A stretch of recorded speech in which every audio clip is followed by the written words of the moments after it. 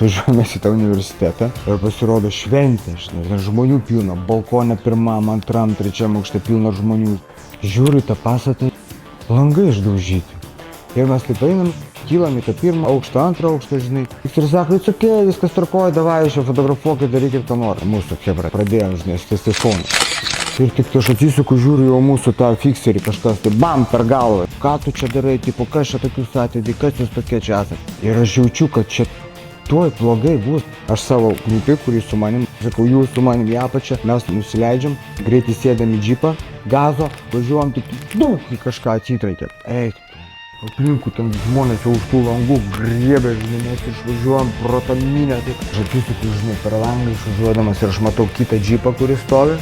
Matau čia savo vyrikais ir gal nežinau, gal 30-40 žmonių aplinkui jį, tą mašiną siubuoja, ten jam už tos kuprinės ima, žinai,